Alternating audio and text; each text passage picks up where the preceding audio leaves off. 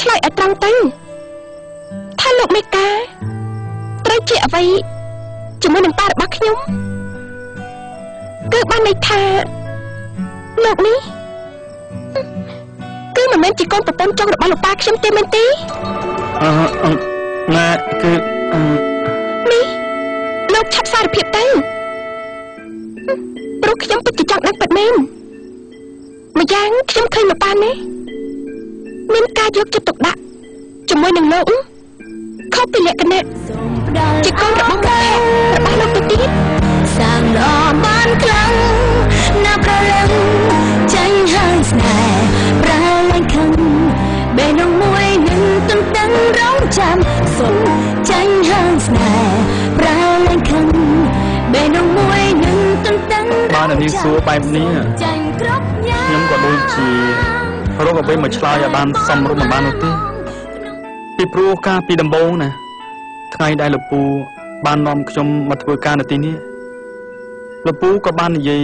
ពីប្រវត្តិខ្លះៗប្រាប់ដល់ខ្ញុំហើយខ្ញុំមកក៏មានការសង្ស័យខុសដល់ពេលនោះខ្ញុំក៏គិតថាខ្ញុំគឺជាកូនរបស់គាត់ដែរតែតាមការពិតនោះពិតជាមិនមែនទេខ្ញុំមានឪពុកម្ដាយម្កាយរបស់ខ្ញុំគ្រាន់តែលោកទាំងពីរនាក់នេះធ្លាប់ជាមួយស្និទ្ធស្នាលជាមួយគ្នាកាលពីនៅរៀនតែប៉ុណ្្នឹងឯងហើយក្រោយមកឪពុកម្ដាយរបស់ខ្ញុំក៏គេចខ្លួនទៅឆ្ងាយពីលោកប៉ារបស់អ្នកនាងព្រោះតែពួកគាត់ទាំងពីរធ្លាក់ខ្លួនក្រជាងប៉ារបស់អ្នកនាងទៅប៉ុណ្្នឹងឯងរឿងរ៉ាវវាមានតែប៉ុណ្្នឹងទេអ្នកនាងឈប់យល់ច្រឡំលើខ្ញុំទៀតទៅបាននិយាយស្រួលស្ដាប់អញ្ចឹងខ្ញុំមិនទៅថាអីបានខ្ញុំសម្រេចចិត្តថាជឿលោកទៅចាស់ព្រោះលោកប៉ាក៏បាននិយាយរឿងដូចគ្នាប្រាប់ខ្ញុំដែរតែនឹងចាស់ខ្ញុំទៅបន្តហើយនេះអ្នកនាងជប់សិនយ៉ាងម៉េចរឿងមួយក៏មានរឿងអីផ្សេងដែលត្រូវនិយាយប្រាប់ខ្ញុំមុននេះអ្នកនាងហៅខ្ញុំថាលោកខ្ញុំមិនទទួលទេព្រោះខ្ញុំនេះគ្រាន់តែជាបាវបំរើនៅកន្លែងនេះតែប៉ុណ្្នឹងឯងហៅខ្ញុំថានាងនេះទៅវាព្រោះហើយខំតែសរសើរមិនដល់ទៅផុតពីមាត់ផងក៏ស្រាប់តែស្ដែងចេញនូវអត្តចរិតដូចដាក់ខ្ញុំភ្លាមខ្ញុំនេះមានដំណឹងនឹងផ្ដោតទៅជួឲ្យហើយនេះអ្នកនាង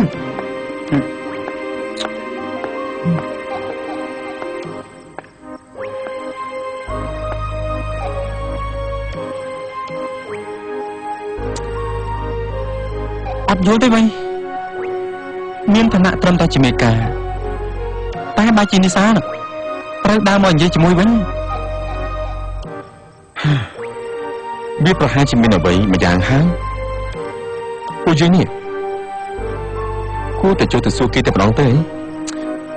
អើវិញមែនទេតោះចូលទៅ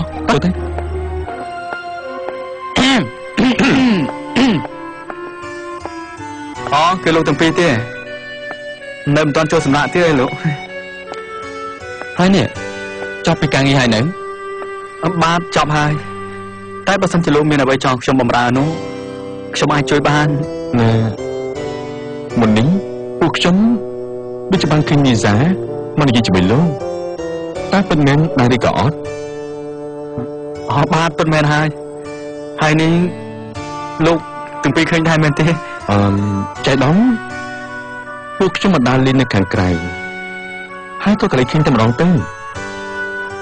ណាហើយចុះនីសាតើគេមករលោកធ្វើអីដែរទៅបាននាងនីសាគ្រាន់តែអញ្ជើញមក5ផ្ញើខ្ញុំខំប្រឹងធ្វើការព្រោះនៅថ្ងៃស្អែកនេះនាងហើយនឹងលោកពូគាត់អញ្ជើញទៅភ្នំពេញវិញហើយគ្រាន់តែប៉ុណ្្នឹងសោះហេតុអីក៏ចាំបាច់មករកឯងបាទតែប៉ុណ្្នឹងទេលោកហើយបើពលលោកទាំងពីរមិនជឿអាចទៅសួរនាងនីសាដោយខ្លួនឯងបាន គឺវាមិនអីនោះទេក៏ព្រោះតែនិសានេះជាមនុស្សដែលមិនចេះប្រកាន់រឹកទើបបានជាត្រូវដើរមកដោយខ្លួនឯងបើអញ្ចឹងខ្ញុំសូមលាលោកទាំងពីរទៅក្នុងវិញហើយសូមជឿបាទ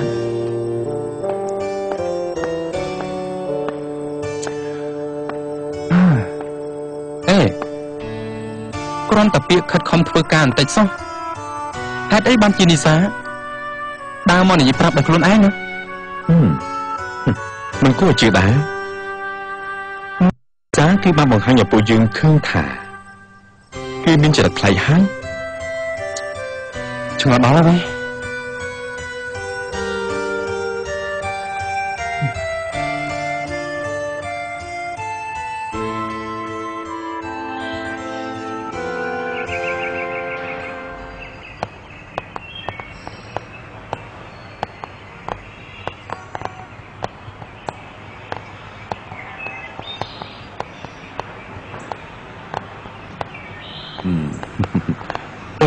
ខ្ញុំទៅវិញសិនហើយណា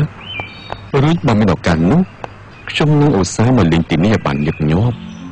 ព្រោះថាមើលទៅណានីសាកូនស្រីខ្ញុំម្នាក់នេះគឺហាក់ដូចជាមានការចាប់អារម្មណ៍នឹងទីនេះខ្លាំងណាស់បាទសូមជឿខ្ញុំមានសុវត្ថិភាពតាមផ្លូវណាខ្ញុំទៅហើយណារួចហើយបើមានការអីនោះកុំភ្លេចទូរស័ព្ទទៅរកខ្ញុំមិនចាំបាច់ខ្លាចចិត្តអ្វីទាំងអស់ព្រោះដូចខ្ញុំបានប្រាប់រួចហើយថាខ្ញុំនេះចាត់ទុកឯងគឺជាកូនបង្កើតរបស់ខ្ញុំម្នាក់ដែរបាទអរគុណលោកពូហើយសូមឲ្យលោកពូមានសុវត្ថិភាពតាមផ្លូវអញ្ចឹងខ្ញុំទៅហើយណាសូមអញ្ជើញលោកពូដល់កូនដូចខ្ញុំបានជម្រាបលោករួចហើយប្រុសប្រយ័ត្នមានអ្នកដទៃអាងសិទ្ធិរបស់ខ្លួន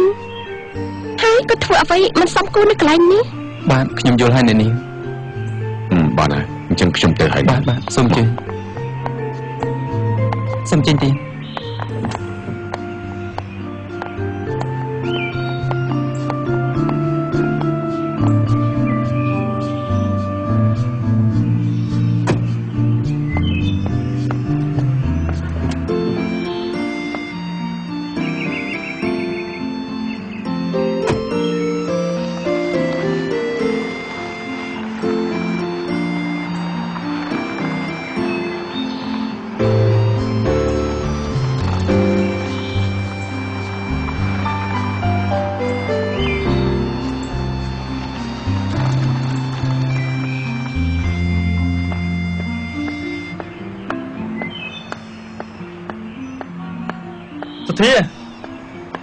សទ្ធាជប់សិនខ្ញុំសុំសួរបន្តិចបានអត់រិនមានកាយសួរមកចុះមុននេះខ្ញុំមកលឺនៅនាងនីសា5ផ្ញើនឹងសទ្ធាឯងហើយពីសម្ដីនោះតើនៅនាងនីសាសម្ដៅទៅលើនរណាគេគឺមាននរណាទៀតនៅនាងនីសាណាគឺមានបំណងនិយាយឲ្យរិតឯងនឹងហើយតែមិនអីទេពីចាស់លោកពោថាស្អប់ច្រើនតែជពុបលេណែ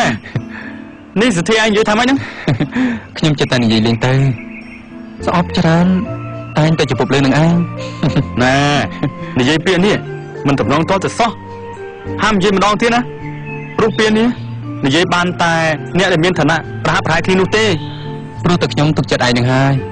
ទើបបានជាខ្ញុំហ៊ាននិយាយលេងណាហើយទៅធ្វើការវិញល្អជាងណា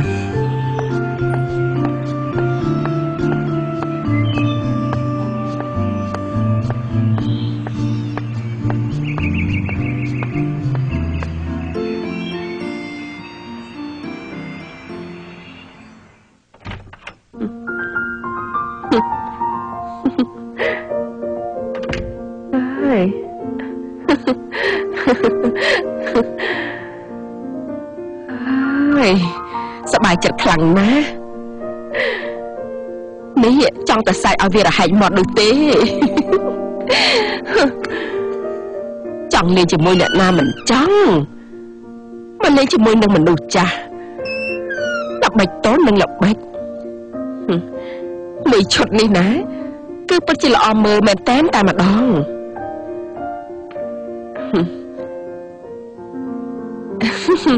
ហេតុអីក៏ត្រូវចិត្តខ្ញុំខ្លាំងម្ល៉េះហើយនេះមិនកាត់ស្អីដែរទៅឃើញតែអង្គុយសើចម្នាក់ឯងរបៀបនេះតាំង តាំងពីពេលមកដល់ម្លេះ